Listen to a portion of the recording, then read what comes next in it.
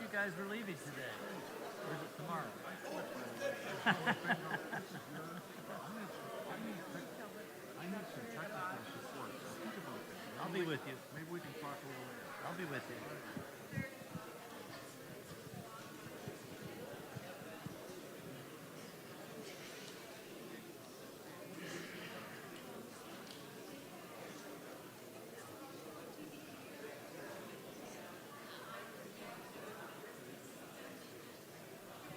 We still have this class.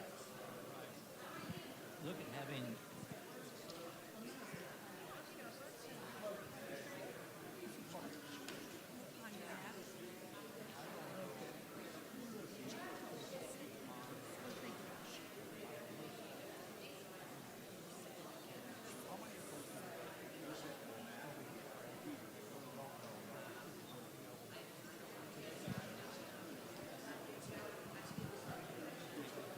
Please do. Hello. Hello. Thank you.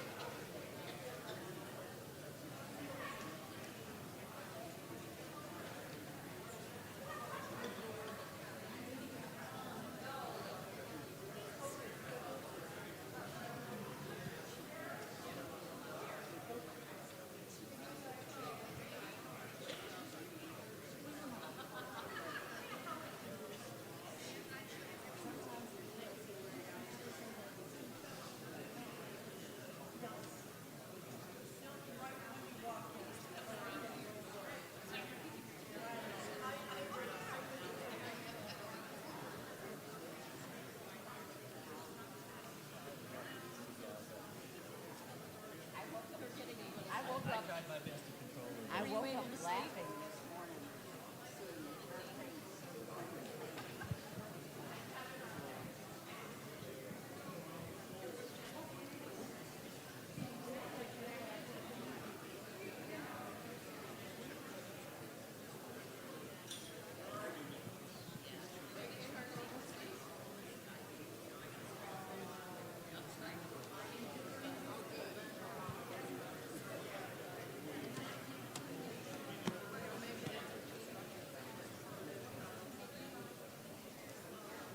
Test 1, 2, 3.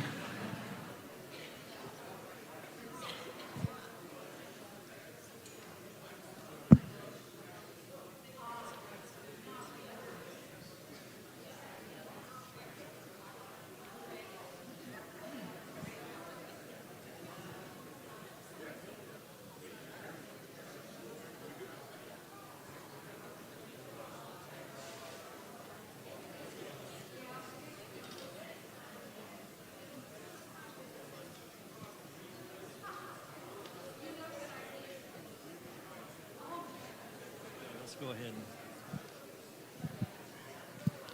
Well, good morning. Welcome to Friday morning Bible study. Except today, guess what? It's about scams. That'll be interesting.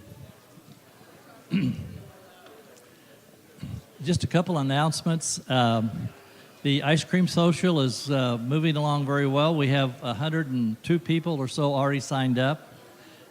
Handles is going to be the ice cream. If you know anything about it, it's the best ice cream you can find. And we're going to have Sundays stations and root beer float stations, and it's going to be a great time to come and celebrate and be together as with one another. So if you haven't signed up yet, please sign up for Ice Cream Social. I think it's going to be a really fun time. And even cornhole. We're going to have cornhole for the guys that want to try to do that as well. It's the 20th, July the 20th, next Saturday night.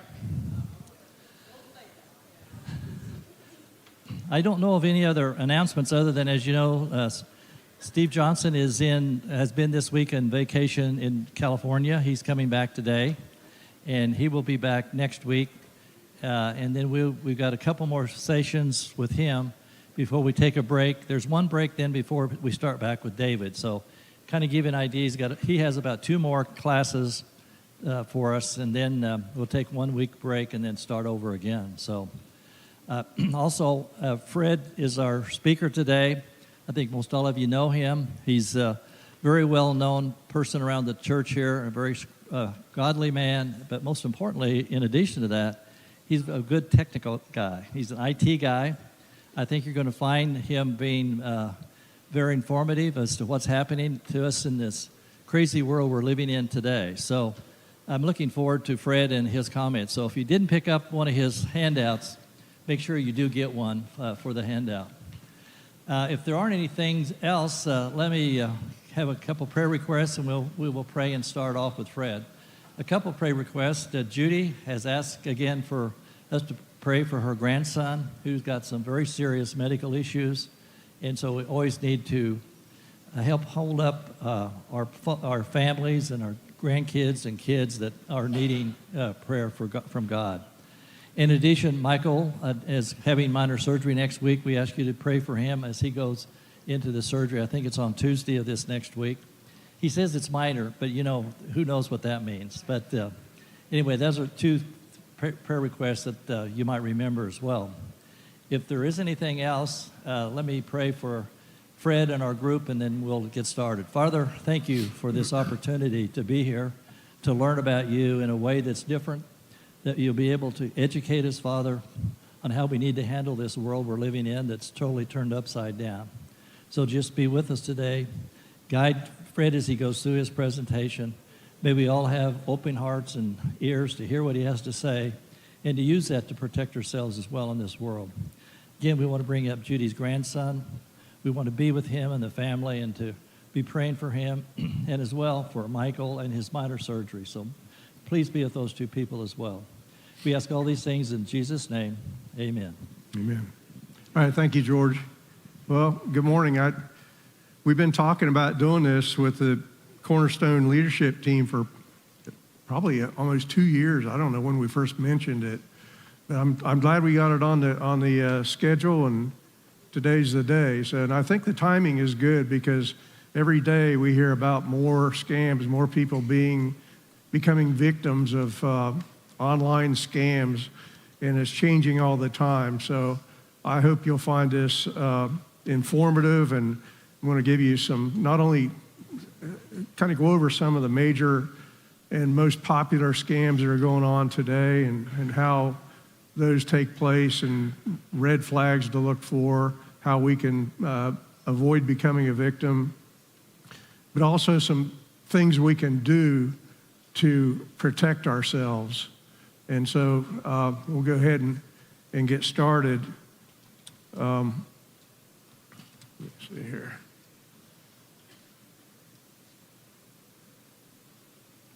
So the goal for today is to provide information and resources that you can use to avoid becoming the victims of online scams. That's our goal. Let me get my stuff straight here. My background, or what we'll cover today, is my background first. I just want you to know who I am, because I know a lot of you, but I've really got more involved in Illuminate after I retired in 2020. And so a lot of you have known me since then, but I don't know how much you know about my work background. The other thing we'll talk about is why we need to talk about this subject. It's kind of obvious. Why older adults are targets for online scams. We'll talk about the dark web, if you don't know what that is or you don't know a lot about it and how that plays into all this.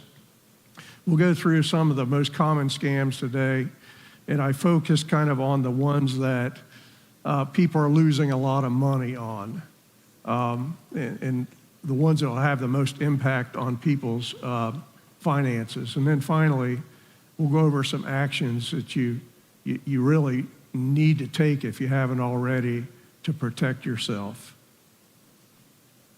So my background, I started working in the computer industry in probably the mid-1970s. So I've seen a lot of changes over the years, and I've had to do a lot of re-education to keep my skills up and stay employable. And so I've got a lot of years in the computer industry. In the last 20 years, I focused more on information security, and that began when I worked for a hospital system in North Carolina, and then in 2011, we moved out here and I went to work for American Express and their information security organization.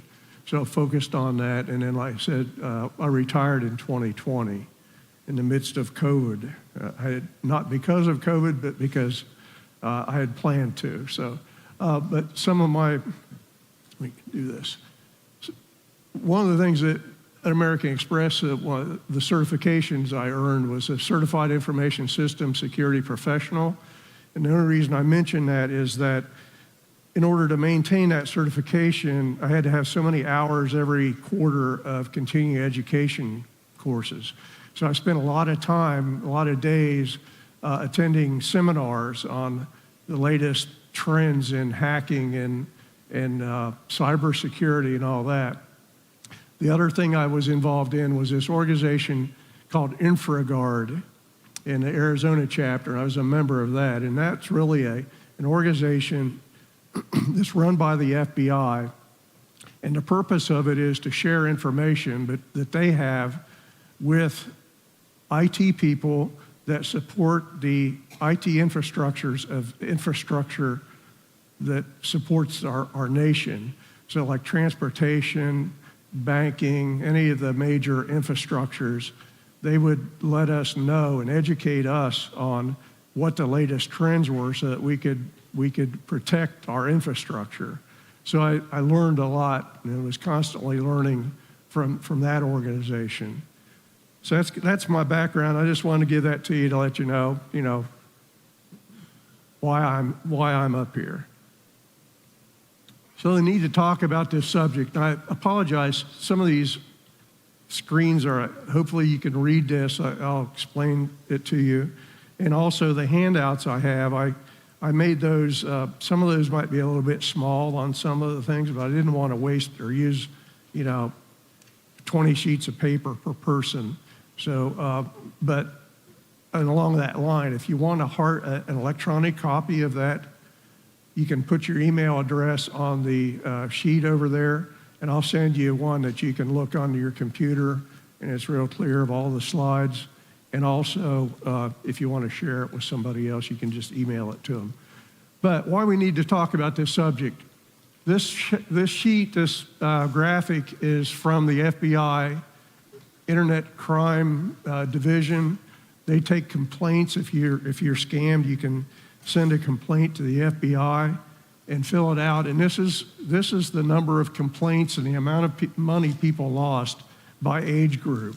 So it starts at under 20, and then it's the 20 to 29, 30 to 39, and so forth. Look at the bottom one there. This shows in green, it's the number of complaints they received, and in the dark red, it's the amount of money that people reported to have lost. And when you're 60 and over, in 2023, they received over 100,000 complaints of people losing money or being scammed online, and they lost a total of $3.4 billion. And that, it kind of shows you that as you get older, the chances of you being scammed go way up. But you think about just the numbers themselves, these things are way less than what actually happened, because how many people even admit they've been scammed, let alone file a complaint with the FBI? So it may be 10%, I don't know if that much.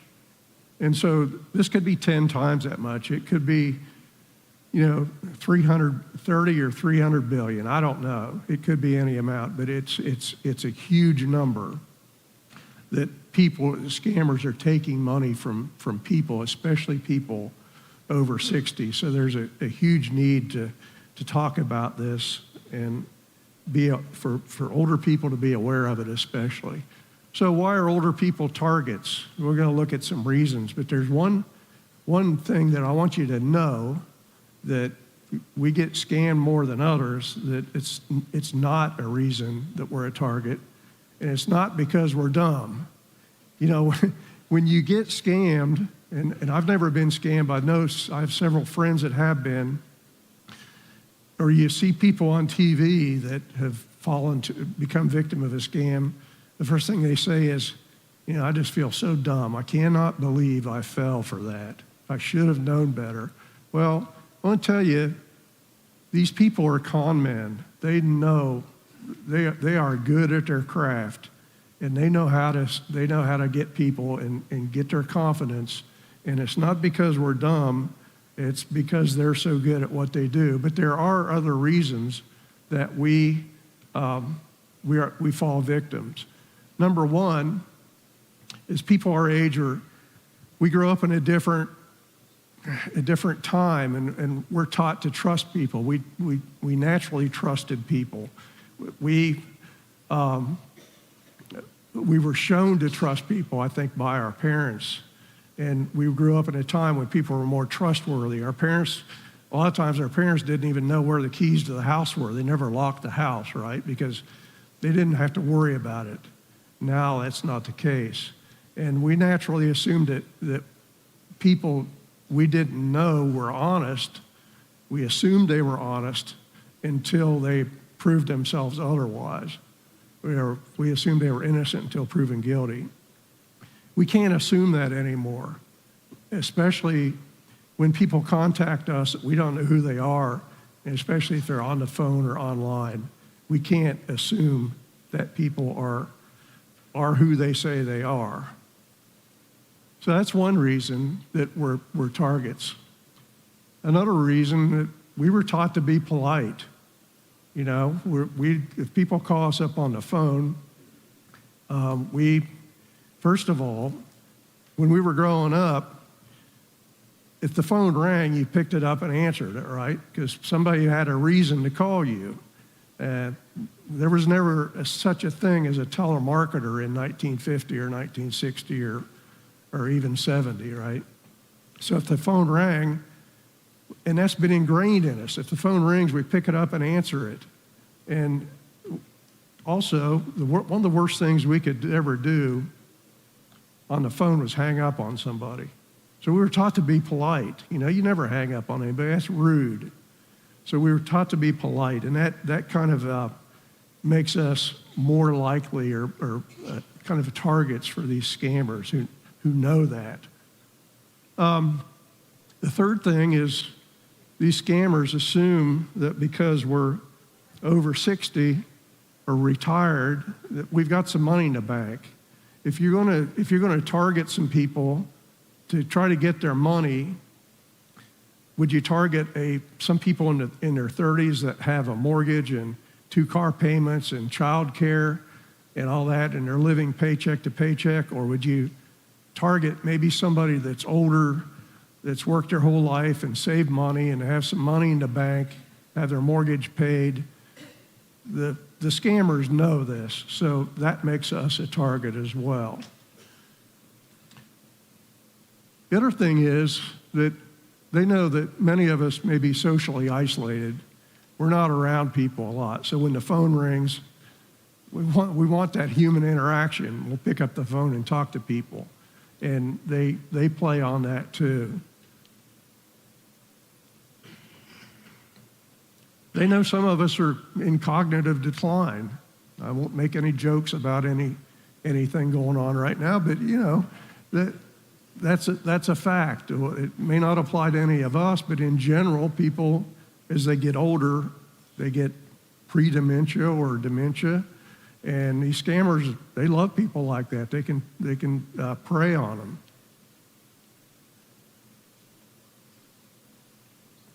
And this one I think is obvious too. Many seniors are not really technically savvy, right? So we didn't grow up with computers and cell phones and all that. We do what we have to do with our email and do things online that we have to do, but we don't really live with that. So these are at least 6 reasons that scammers and really they're con men like to target people 60 and over. But as Christians, I think we're even a little bit more vulnerable, because we're taught to be polite and love people even more so, right?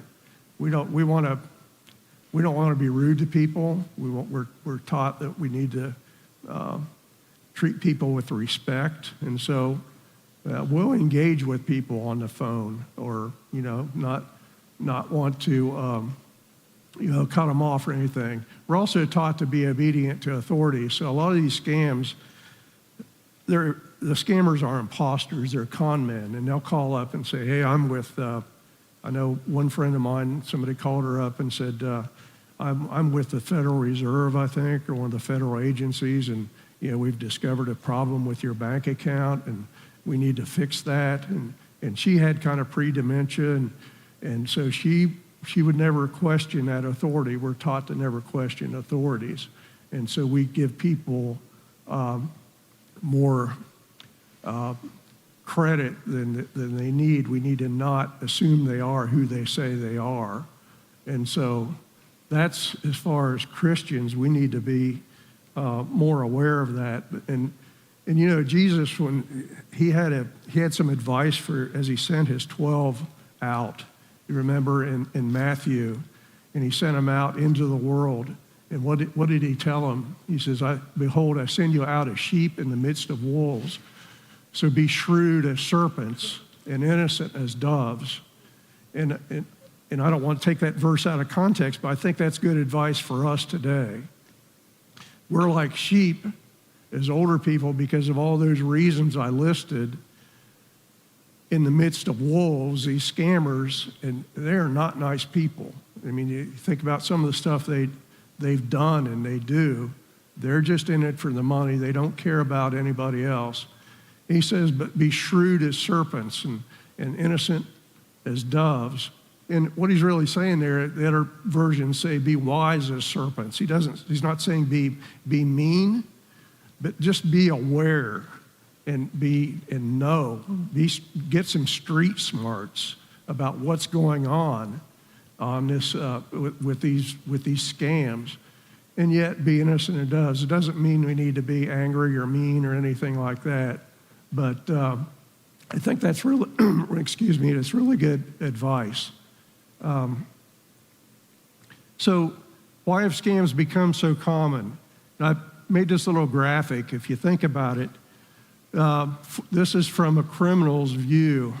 Before the internet, if you're a criminal and you decide you're going to do a crime and rob somebody or break in somewhere and steal something, they had to balance and consider the risk they were taking versus the reward, what they were going to get for it. And as you can see, the risks were really high. In other words, they had to show up in person. Put their physical being at risk. They may show up on surveillance cameras. A person may have a gun. They may get shot or whatever, or be arrested. and thrown in prison and have a jail sentence, right, and never not be able to get a job. So the risk to criminals in the past was very high, and the rewards were, they never knew what they were going to get. They may not have got anything, they may have got quite a bit. So that was in the past, and that was, even with DNA and all the tools they have today, it's very risky to be a criminal in the traditional way. But the new way, on the internet with cyber crimes, look at how it changes. There's no risk for them. They don't have to show up in person. They don't have to put their bodies in danger, or they're not in risk of being arrested. They're probably not even in the same country. So there's no way to trace them. Even if you knew where they were at, you think the police are going to go and chase down somebody in China or Russia to try to prosecute them for taking your money? They don't worry about it. There's no risk to them. The rewards, though, they're tremendous. Go back to that, one of those first slides where just the reported crimes for 60 and over is $3.5 billion. How long would it take a traditional thief to steal that much money? But now it's easy. And some of these hacks and crimes that they're doing now, like this ransomware, they're getting a couple $1 million at a shot. They'll encrypt some business, take them down for a week, and say, I can put you back in business, but you got to pay me, $1.5 million.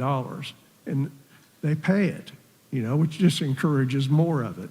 So I just wanted to show this to show you that this is why these things have become so common.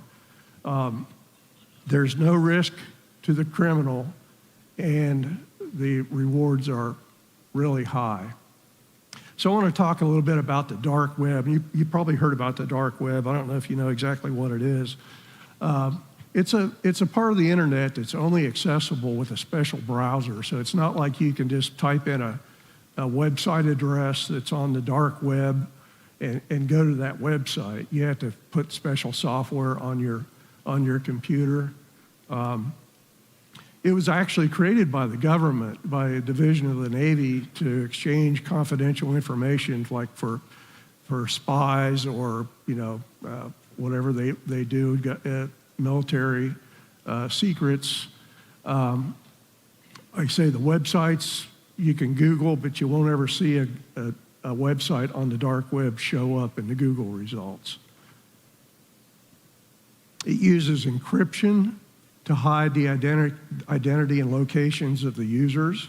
So there's, they can't trace it back. Like right now, if I go on the website from my house, if law enforcement really wanted to figure out who it was that was saying this online, they could look at my IP address and trace it back to my house. With this, I can sit in Scottsdale and go on the dark web, and there's no way to trace it. You can't tell, or else it looks like I could make it look like I was in London or Moscow. So it hides the identities and the locations of the people that use the dark web.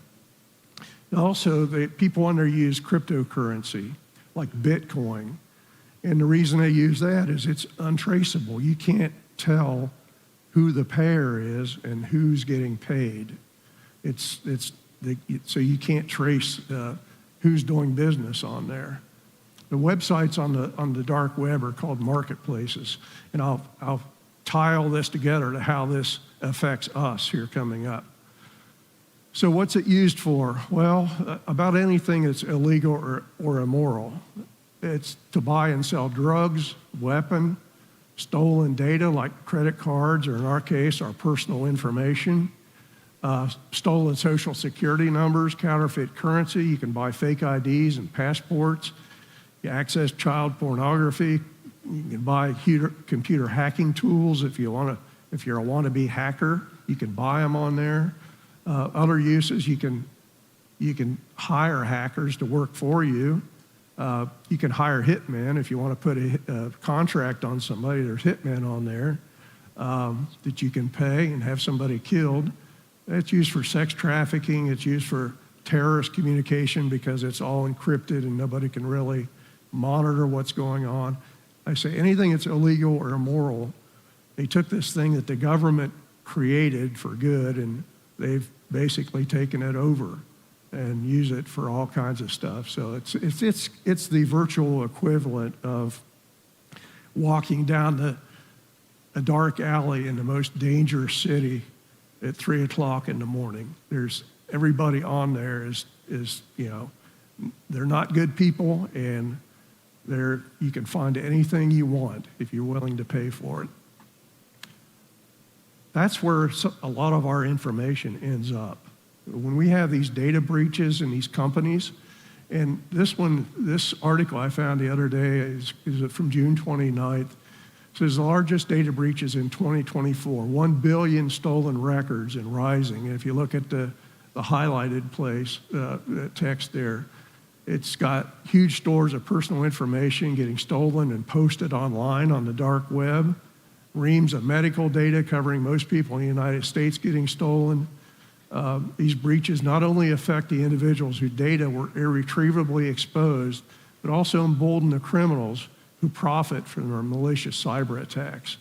So when we get these notifications that, hey, some of your information was leaked, it ends up out there on the dark web, and people buy it, these scammers buy it, and use it against us. This is a screenshot that I found from one of these marketplaces on the dark web. And it says fresh social security number, date of birth, US. Fulls means just it's a full record of a person's information. And the guy says, I have fresh US medical database, including 140 million records. Each record has name, social security, address, zip code, phone, birthday, sex, and insurance. There's even a death date for each record if one is dead. More than 60,000 records have a death date. So, and this is not really that expensive. I don't know how much this is, but you get 100 of them for $2 a piece, right? So this is, this stuff's available out there, and it's a lot of it's our information. How's this affect me? Well, just recently, this is just recent, and I think George said he was notified of this too with AT&T. Around March 15th, hackers posted customer data that was stolen from AT&T on the dark web. And the screenshot on the right is actually how I was affected on this. It shows that my social security number is posted there, making me vulnerable to identity theft. And this is only one of 23 data breaches that have exposed my personal information on the dark web starting back in 2016. I think one of the first ones was I signed up for a LinkedIn account back I don't know, 2010 probably. And they got hacked around 2016. And my logon information, my password to LinkedIn was put out there on the dark web. And since then, there's been a slew of them. I say there's 23 of these. This is the first one where my social security number has been out there. So it's out there. There's nothing I can do to get it back. Some of your personal information may be on the dark web, including your email address, your physical address, your phone number, date of birth, logon IDs, and number and passwords, maybe your social security number. The scammers use this information to target you for scams or identity theft. And if you want to look and see, there's a safe way to see if some of your information is out there. There's a website there that I put up there. It's called Have I Been Pwned, PWNED.com. You can go on that website and put in your email address, and it'll show you the places where breaches where your password or your email address has been found on the dark web. It's safe to do. It's a well-known website. There's no way to delete it once it's posted, and it can't be undone. And this is not to scare you. It's just to make you aware that it's out there, and you need to take action to prevent people from using it against you. Let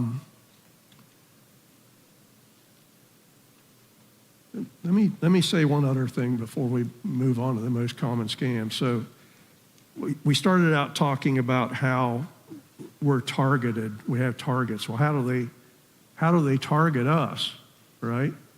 Well, if you think about it, all this information's out there. My date of birth, my address with my zip code, my email address, my phone number. So let's say, think about it from the con man, the criminal's point of view. I want to target somebody that's over 60 or 65, who is retired, probably, is obviously if you're over 65, who lives in an affluent area. It makes my chances better of finding somebody that's got some money in the bank, right? So all I have to do is take some of these data sets and load them in an Excel and filter everything out and say, let me see people whose birth dates makes them 65 or over, and they live in this zip code or this city. And those are the people here. I've got their phone numbers, I've got their email addresses, and I'm going to target these people when I do my scams. So that's why all that stuff on the dark web is relevant. And that's how they can target us as people over 60 living in what's known as an affluent city. You know, it increases their chance of hitting the jackpot, and they want every advantage they can get. So that's that. Some of the most common scams, I wanted to start with this graphic. Before they can scam you, they have to kind of make contact with you. I'm not talking about identity theft where they steal your identity without ever contacting you. But these frauds where they contact you and they try to engage you somehow, this graphic shows the contact methods. How do they initially contact you? And the most common one is via social media. It's either Facebook or some, I don't know. I don't use Facebook or Instagram or any of that. So I don't know how many, Nextdoor, anything where they can send you a direct message. That's the biggest one. They contact you that way. Also, while I'm talking about that, a lot of the stuff they can use also is what you put on social media, on Facebook. They can see maybe who your family members are or what city you live in. They put all that together and they can use that as well. But social media is the biggest way.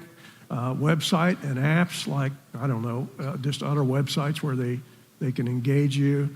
But the ones I really want to focus on today are the phone calls, you get the emails, and now you get a lot of texts where these scammers engage you that way.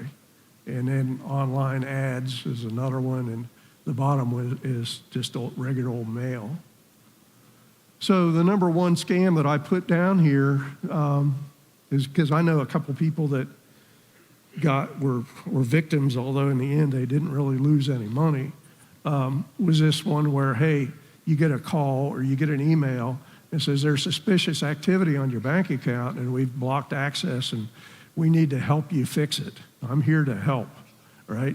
So this is where a person claims to be with your bank or your credit card issuer, and they email or text or call you, and if it's an email or a text, it looks like it comes from your bank, and they can make them look very, very legitimate. They're not like it used to be. They had a bunch of misspellings in the grammar and all that.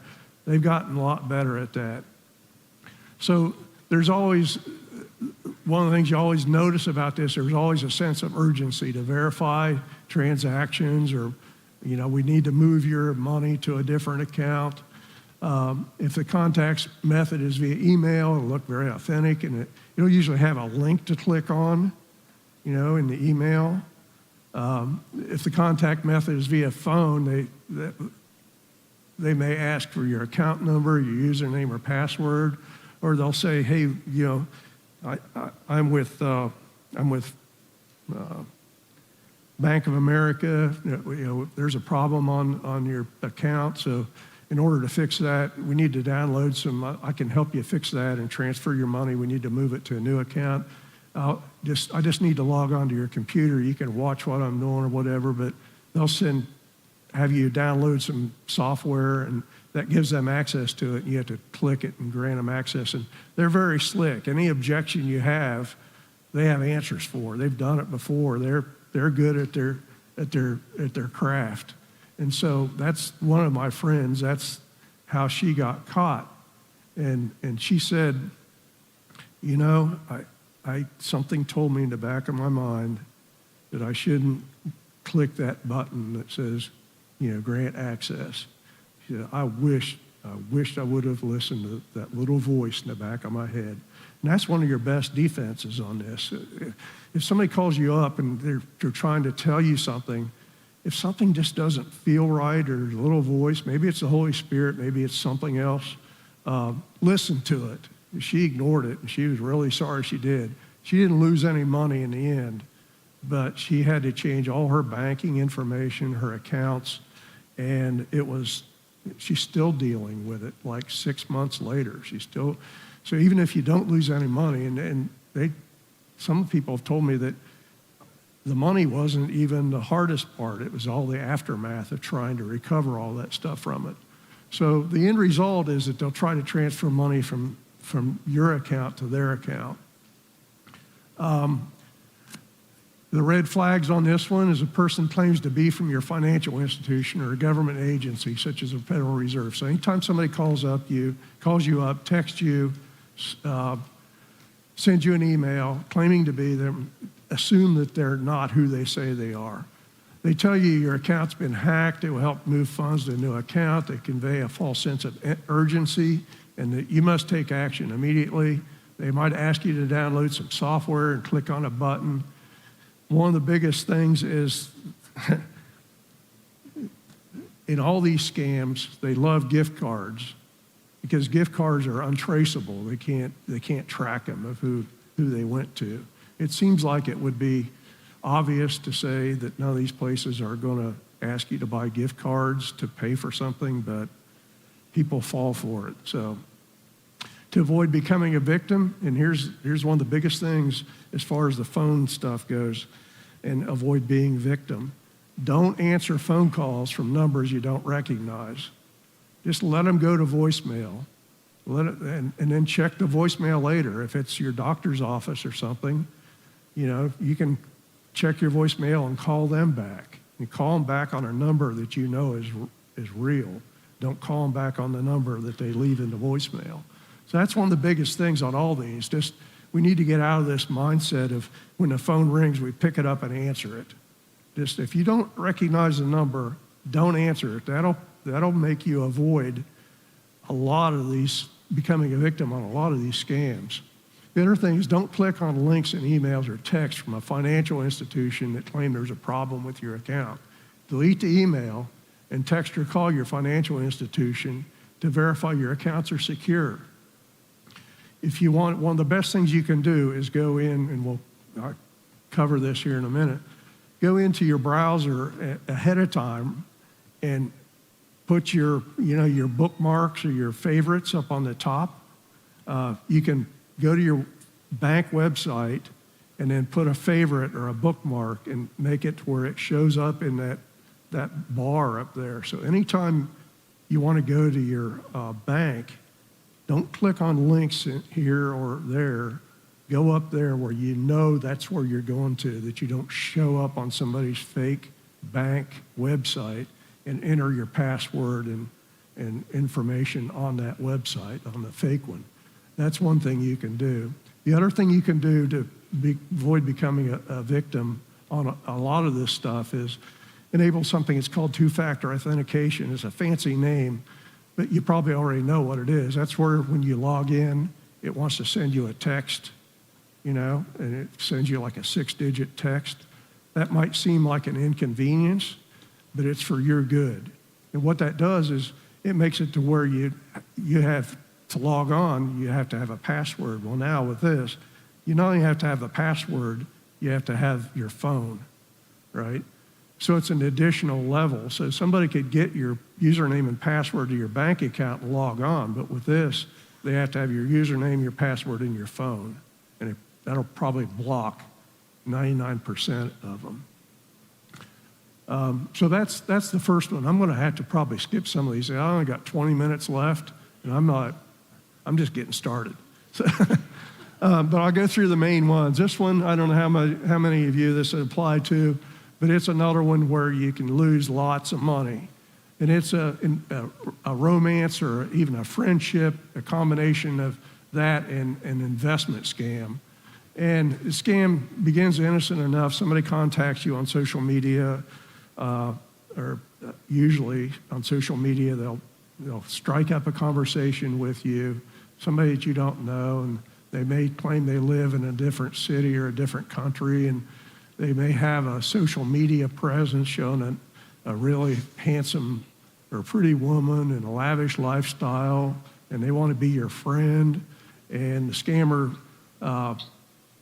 can determine your interest from looking at your social media sites and use that to develop a relationship and pretend to have a lot of things in common. And over time, the scammer are very patient, and they get your confidence. This is a classic con scheme, right? Where somebody gets, that's what con means, is somebody gets your confidence and you trust them.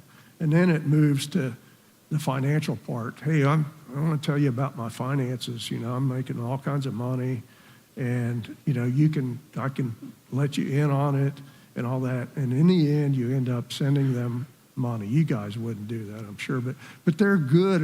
You think, how can anybody fall for this? They're good at it. They know how to do it. They know how to gain your confidence. It's what they do for a living. And if they weren't successful at it, they wouldn't be doing it. And that's part of that $3.6 billion that people lost in 2023. So that's one of the red flags. And I'm going to kind of skip some of these. They're all in your printouts. And it's kind of obvious what the red flags are. To avoid it, never send money to anyone you meet online. Never give your banking information, social security number, or other personal information to anyone you meet online. Don't talk about your investments or financial status. Don't invest or trade with companies recommended by an online friend, somebody you've never met. Number 3, and this is one that's going around, and this is really a bad one. You probably heard about this grandparent scheme where somebody calls up, and it's usually in the middle of the night, and they impersonate your grandchild or a family member, and they're in distress. They claim that I've been arrested, and or I've been kidnapped. I'm in a different country, and I need help. I need bail money. I need ransom money, and of course, you know. You can, as a family member, you want to help. And a lot of times they do this in the middle of the night when you're asleep and you pick up the phone and you're not thinking straight. And it usually starts out, if they don't know the child's name, they'll say, "Grandma, it's me." And there may be a bunch of noise in the background, and it may be hysterical and sobbing, and that kind of disguises their voice. And if they don't know their name, you might say, "Jimmy, is that you?" And now you've given them the child's name. And so they can further make you believe that it's real. And now with this AI, they can use a voice clip, like if you have a grandchild or family member who's on TikTok and they've posted a video, or on YouTube or whatever, they can clone that voice to make it sound exactly like their voice, right? So you get this call in the middle of the night, and it sounds like your grandchild. And, you know, all of a sudden, they make up elaborate stories and claim they've been in an accident, arrested, or kidnapped. And they always say, you know, I'm going to give you to this other person, this law enforcement person or this attorney, and they're going to tell you how I need $12,000 or $15,000 for bail. And I don't want you to, don't call mom and dad. I don't want them to know anything about this, you know. That's a red flag. And so anyway, this other person will get on there, and they'll tell you how to pay, right? and bail the child out. One of these schemes, you might have seen it back in March. It went really badly in Ohio. Do you remember this, seeing this on TV? What happened was this very scheme, somebody called this gentleman a scammer, impersonating his nephew, saying, I'm in jail, I need bond money, I've been arrested, I need you to bond me out. They want $12,000, and we need it in cash. You know, he handed it off to another guy that says, yeah, I'm his bail bondsman or his attorney. If you want to bail him out, we need $12,000 in cash. And this guy believed him, and he went to the bank and got $12,000 cash and put it in an envelope, and he was sitting at home. And I guess they continued to have this conversation with the scammers, and he finally figured out, he told them he had the cash. And then he figured out, something doesn't sound right here. They're trying to rob me. So what the scammers do, they go pull out their phone and go to Uber and put in there, I need an envelope picked up at this address and delivered it to this other address. And so this lady, who's a mother, just trying to make money on Uber, she picks up the ride, right? And she drives to this guy's house, knocks on the door, said, I'm here to pick up an envelope. He thinks she's one of the scammers, and he thinks she's there to rob him. So you can see what happened. He takes a gun and shoots her and kills her, right? And now her kids are orphans, and he's up for murder, and the scammers are nowhere to be found. So these people that do this are evil. I'm sure they maybe never thought that would happen, but it's just awful. And that's probably the worst example of this scam that there will ever be. So, red flags on this one. I think I've kind of covered all of them already. A caller communicates a high level of urgency. The call might come in late at night. The child, they beg you not to tell anyone, especially other family members. They tell you that a police officer or lawyer, kidnapper will be in touch. They say they'll send a courier to pick up the money. How can you avoid being a victim? First of all, if you get one of these calls, just slow down and trust your instincts. Listen to that voice that's telling you something is fishy. Call the child's phone and see if they answer. Call the parents, whether the child asks you to or not, and ask where they're at. Verify the caller's identity by asking a question that they would know the answer to. So if your grandchild calls you and claims that this has happened to them, all you have to do is ask them a question that only they would know, the scammer wouldn't know. You know, what's your mother's maiden name or something like that. But you need to decide that ahead of time so you don't try to think that up when you're in the midst of this emotional panic, you know. The other thing you can do is agree on a code word in advance and let the grandchild know when to use it. I know I've already got code words for my grandkids. I got a couple grandsons up in Montana. And since they were young, I've done this thing with them. I said, when they got old enough, I said, boys, I said, whenever I ask you, what's the word, I want you to tell me, bald is beautiful.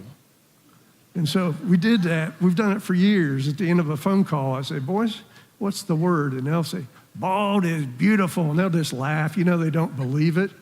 So I already got my code word for them, you know. So, but that's a good way to avoid becoming a victim on this. Don't give your address or personal information. Limit how much information you put on social media sites, including your family members, like on Facebook. Number 4, Social Security scams. They basically all work the same way. It's an impersonation scam where people claim to be with the Social Security Administration and claim there's a problem with your record.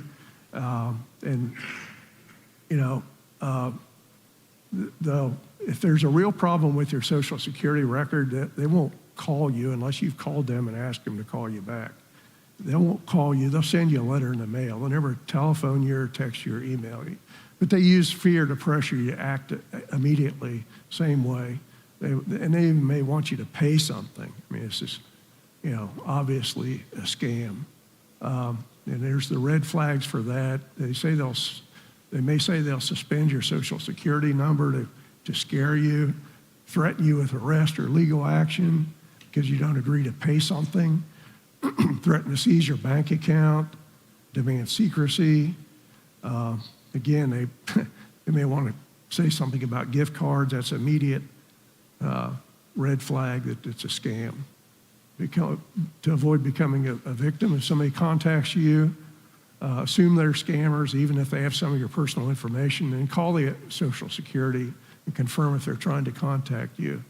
If you receive any communication that causes a strong emotional response, never take immediate action, but assume it's a scam.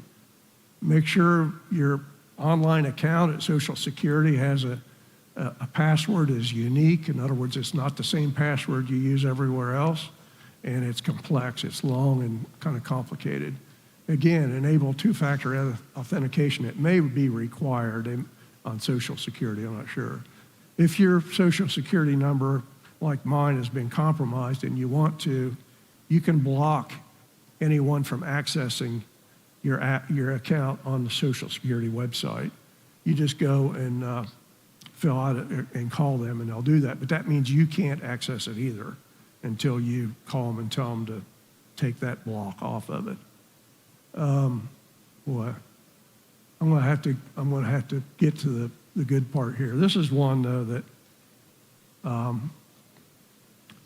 somebody's hacked your email. Do you ever get these emails that look like they're coming from somebody you know, and they claim to say, I need help? Like this was one from Dave Hotelling in February. His email account got hacked. Somebody got in there. And the email comes out and says, hi, or it says the subject's, are you online? Hi, just wanted to check in. Do you have a free moment over email? Thanks. It doesn't say Fred. It doesn't say Dave. And I replied to it just because that kind of sounds like maybe something Dave, we email back and forth. But that was a scam. And the next thing that'll happen is, they'll say, it usually has to do with Amazon. I need to order something right away from Amazon. Can you buy me a gift certificate? Here's another one from somebody. I blocked their name because I didn't have permission to share it. But hi, hope you're okay. Again, no name. Ask a favor on Amazon. It's a scam. There's one where they send you some kind of a document to review, even though I've never done business with this person. And you click on that link and it'll do something that's not good. So even though it looks like somebody, it did come from somebody's email address that I knew, right? So be aware of all that kind of stuff. Call the person, say, is this legitimate? Job scams, here's a job scam I got over just the other day over text. Somebody wanted me to apply for a job and say, they want to offer me the job, and they'll get in there, they want you to put in there, they want you to pay to apply for it.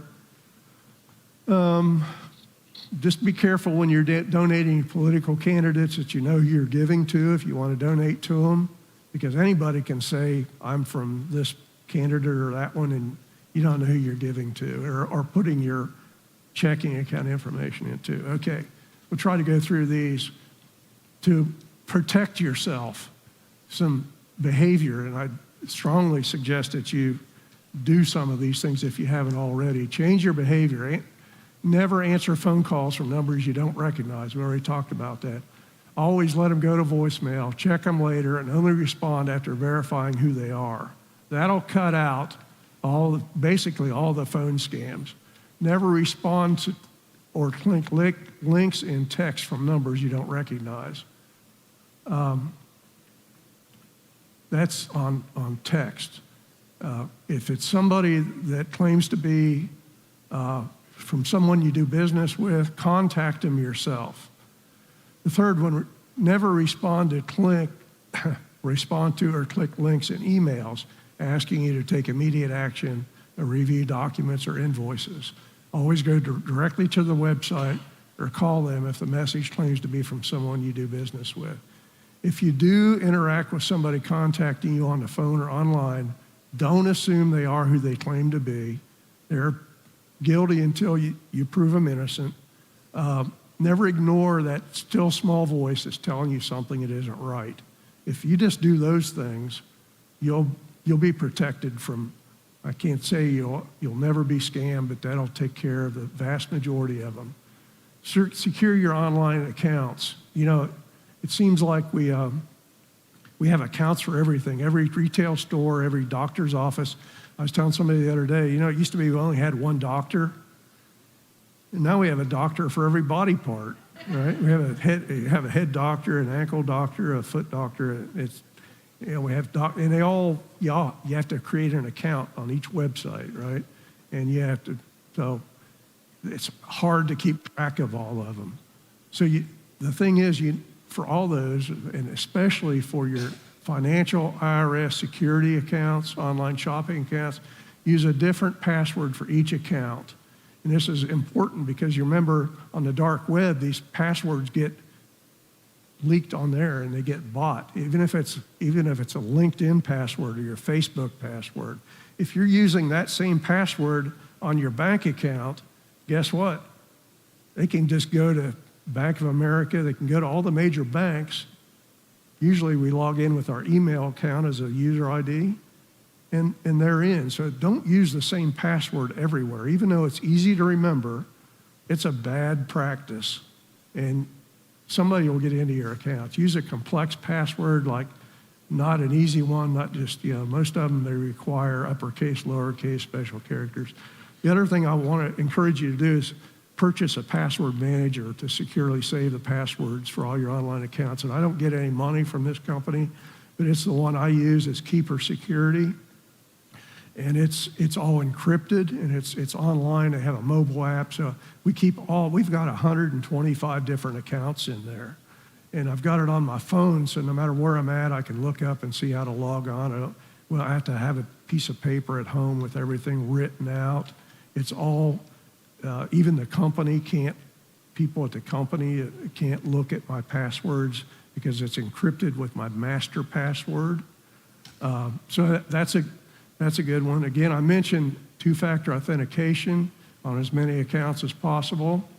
I mentioned about bookmarking your bank and your regularly used websites in your browser so you don't have to, you can always find them and know you're going to that actual website. This is a screenshot of that password manager.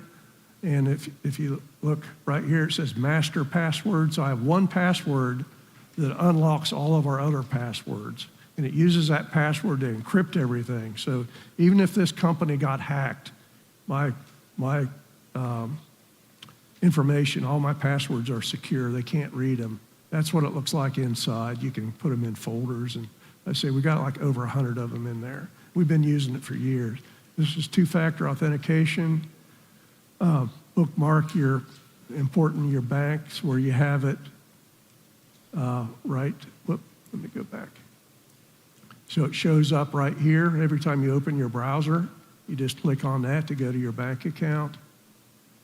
The other thing is you need to do is install a quality malware or antivirus software if you don't have it already. And the one I like is this one. It's called Malwarebytes. It's $44.99 a year. And if you look, it detects scams. It detected 4 scams, ad trackers. I was looking for something on Google the other day, and I clicked on a link, and it come back and didn't let me go there because it had a phishing thing on it. So that's worth the money to invest in if you don't have it already. And again, the only reason I recommend these is I use them. I know they work, and I don't have time to go. There's a lot of good ones out there. Freeze your credit reports. If you haven't already, this is one way to prevent identity theft. If somebody gets your social security number, they're going to probably try to apply for a loan or a credit card. And the only way they can do that is if your credit reports at the reporting agencies are not frozen. If they're available, the bank or the credit card company can run your credit, and they can get a credit card or a loan in your name. But if you freeze them, they can't do that. So what you need to do, again, is create an account for each agency. That's these down here. And then you can go in there and freeze that, and nobody can apply. They won't release any information about your account to regular businesses, regular lenders. If you do that, though, if you need to apply for a credit card or even a cell phone, you'll need to go in and do a temporary thaw on those. And you can say, just unfreeze it for next 4 hours or next day, and then freeze it again. And there's no cost for any of this. So that's really important to do. The other thing is check your credit report. It's free. These are the 3 credit reporting agencies, and just keep track of that. Make sure there's no activity on there, no loan applications that you don't know about. This is kind of the last one, and it's kind of hard to read, and it's really hard to read on your printouts. You can't read it at all. If you did send money to a scammer, it's just a little thing of what to do. And I know you can't read it, so if you put your email address on that sheet back there, I'll send you the electronic version of these slides, a small of your handouts, and you can read it on there. And I promise, if you get an email that has an attachment in there from me, it's safe to click on it. It's not a scam. So, we've got, well, it's already 11:01. I don't know if we got, yeah, hang on, let me go to Mark here first. I'll repeat it. We can, if you want, we can stay for a few minutes, and if somebody wants to leave, that's fine. Well, one thing I want to pass by, I had a granddaughter in upstate New York, got a job at telemarketing, and the biggest thing they emphasize is keep the people on the phone. Whatever you can do, talk about grandkids, oh, your voice sounds nice, you're from Southern California. They said the longer you keep the people on the phone, the better your chances of selling them something they don't need. exactly. That should be in that. Yeah, and well, it's not really about telemarketing, it's about scams, but the scammers will do the same thing. They'll try to, Yeah, Fred, a lot of people make the mistake, they have social media, Facebook, and on their Facebook, they're talking about they're going on a vacation. Their kids are going on a vacation. They show their granddaughters and their grandsons. So the problem that I see is that people really, it's not biblical to be on social media, Facebook. It's really not biblical. Read the Bible. It's about gossip. That's not good for you. And in the Bible, it says stay out of Proverbs says it, Leviticus says it. But people need to get that Facebook stuff out of their life. Don't do it anymore. yeah. Let's see. Yeah, My question is that at work, I receive emails in the name of current employees. When I look at the sender's email address, it doesn't match up. So I forward that email to the cybersecurity desk in the IT department. And if I heard you correctly, you said that that email address cannot be traced to the original sender. It's if you are, yeah, it can be traced. Your traffic can be traced. Normal internet traffic can be traced back to the source if like law enforcement wanted to do that. But where it's not traceable is when you get on the dark web. It's when you're on that dark web through this special browser. That takes away all the ability of law enforcement to trace it or eavesdrop on what you're sending or receiving. So yeah, if it's a work communications and all that, that's easily verified that it's real. Yeah. Oh, okay. On Google, they'll supply the password for you, and then they want you to save it on Google. Should we make our own and then just have them on our own? Because I really don't trust that at all, because they're making it up for you, then they Yeah. tell you to save it, and I don't do that at all. Yeah, yeah, it's best to you be in control of your passwords. I mean, some of the browsers will say I can offer to save the password in your browser if you're the only one that uses your computer to save you from, a certain website. I wouldn't do it with my banks and all that, but if it's like Target or something like that where you don't have any payment methods saved, like credit cards, you can save it in a browser. I just wouldn't save it at Google, but on your own computer. Yeah, Fred? Oh, hang on back here. Chuck. Fred, does setting up a VPN at home, does that protect you in any way since they can't get your IP address? The question was about setting up a VPN. So you can actually, it's a virtual private network. So if you don't want to have your network, your internet activity monitored, you can pay $4 or $5 a month to a company, and you install some software on your devices, and it connects and encrypts all your traffic to this one place. And it basically does the same thing that browser for the dark web does. It encrypts it, and then you can make it look like you're in Moscow or Tel Aviv or wherever you want. Looks like the traffic's coming from, but nobody can monitor it. Does that answer your question?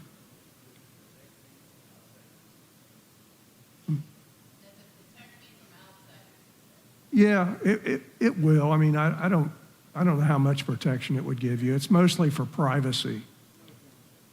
Fred, I was just going to say one bit of advice because my email was hacked.